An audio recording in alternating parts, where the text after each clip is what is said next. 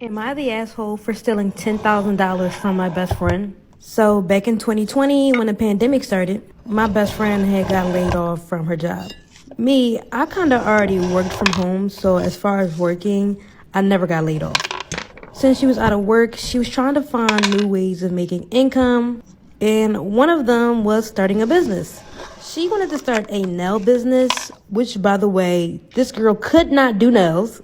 And this is no way to bash my friend. She just didn't have the patience to even do her own nails. It took her maybe like 3 months to develop her business, but once she had got it running, she started making a lot of money. And I was happy for her, but I was confused on how she was making money because I've never seen her, do anyone's nails. She said in order for me to understand her business, she's not going to give the ins and outs unless I were to join her. And I was like, cool, I guess we both could make money, which I'll explain in part two. Part two of me stealing $10,000 from my best friend. So I joined her business. Mind you, I didn't know exactly what it was about. I just knew it had something to do with nails, and she made little small posts of like nails. When I went to her house and saw her bedroom, she had a lot of press-on nails all over the place. So I was like, oh, she's selling press-on nails. That explains. She told me where she had got everything from, how she markets herself, just explains everything to me. And I was like, oh, wow, this is really great of what you done. I had asked her, like, how do I get started on? She was like, this business that she has started is a six-figure business monthly, and that I would need to invest $10,000 into her business. And I was like, whoa, because $10,000 is like what I've like had saved up. But she had promised that she was making that amount of money, and she showed me her accounts. She literally said, girl, you can have $100K in your bank by next month. So, of course, I joined on, and I explained how she tricked me in part three. Part three on how I stole $10,000 from my best friend. So after a month within joining, she said I would have to pay for some of the stock, which was okay, the marketing, the website, and I also had to help her run, the pages for her business. Well, our business now. I remember when I first had joined on, she was saying like the business is going to be slow for just a few weeks. And, I trusted her because that was my girl. And every month, I just was still investing into her ads, still investing into promotion. On top of the $10,000, I was still investing more and more money. Give or take, literally after 6 months, we weren't gaining barely any sales. And she said that she wanted me out of the business because she felt like I wasn't doing much. Mind you, I invested majority of the money. During the process of her wanting to kick me off, I begged her to keep me to stay. Black Friday and Christmas came up, and we started to get a whole bunch of sales, and we made a give or take over $30,000. Knowing that she wanted me to leave, I transferred the money from our business account to my account. Storytime of my traumatic BBL surgery and why I believe no one should get them. So around the time I was 18, I just graduated high school. I've always been very insecure about my body.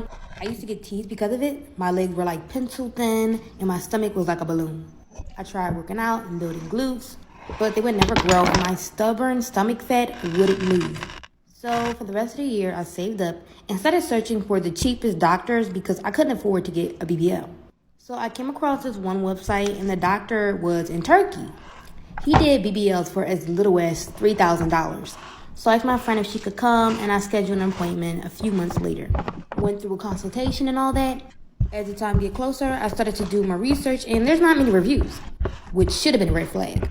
When the time comes, we fly out, go to the office. The building said university, and it almost looked like a school. I asked the receptionist about it, and she said it was for doctors in training, which was an even bigger red flag, which I'll get into in part two. Part two of my traumatic BBL surgery and why I believe no one should get them. I arrived, got prepped for surgery, they started marking me up so I know where the fat was being transferred. While they're doing this, there's students coming in watching, which, by the way, they never informed me of. And at the time, I thought, well, that's what's supposed to happen, and I never said anything. A couple minutes later, I go through with the surgery. After coming out is when I started regretting it. In the beginning, my body was exactly what I wanted it to be with the faja. But without it, my stomach looked wrinkly and my butt had dimples. I was scared, so I called to see what was wrong. They said after surgery, I was supposed to hire a person to do lymphatic massages on me. They never talked to me about it, but they said they put it inside of my discharge papers. I couldn't find one, so they recommended me to a person that did them for cheap. Reason being because she was a student and they never told me that. The massage was painful, which I expected. I got 5 massages before I left. When I got to the airport with my friend, as soon as I walked on the plane, I passed out, and I'll get part 3 of my traumatic BBL surgery and why I believe no one else should get them. After passing out at the airport, me and my friend were held back to wait 12 hours for the next flight. Luckily, we didn't have to pay, but we had to make multiple stops and sit next to strangers.